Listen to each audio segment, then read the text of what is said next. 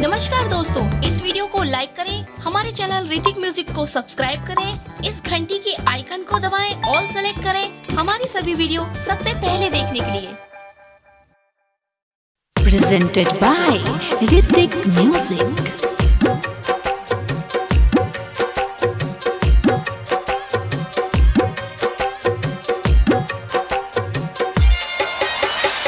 Recording by Hrithik Music Studio, Bihariganj.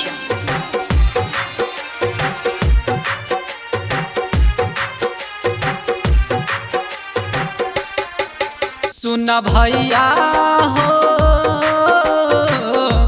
राखी के दिन अइह घर हो। सुन भैया हो राखी के दिन अइह घर हो। साल भर पया छै राखी के दिन, साल भर पया छै राखी के दिन, कहियो नया छोट घर हो। सुन भैया हो राखी के दिन अइह घर हो। सुन भैया हो राखी के दिन अइह घर हो।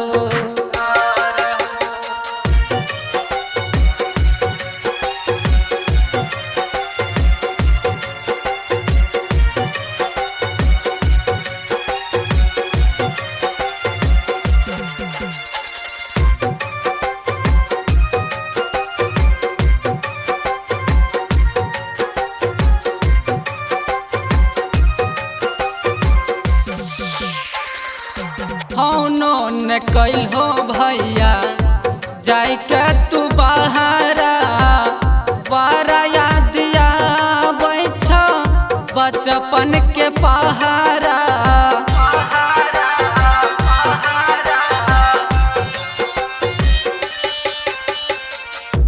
होनो न कैल हो भैया जाय के तू बहारा, बड़ा याद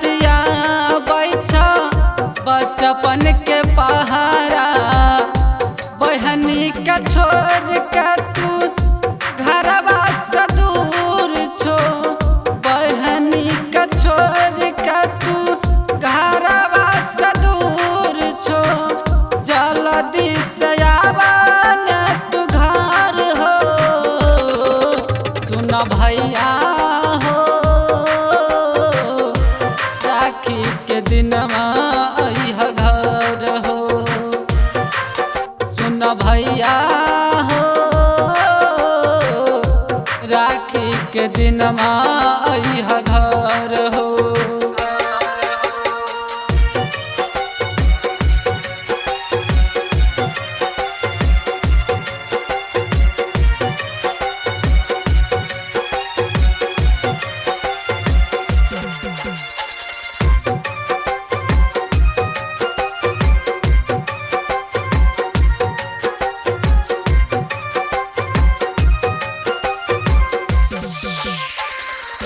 कब से देखै छिया भैया रहिया तोहर हो। घर बायब के मिलिया छियै राखी के तिहार हो।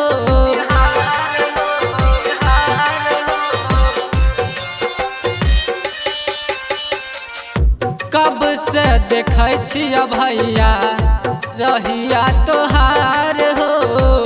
घर बायब के मिलिया छियै राखी के तिहार हो।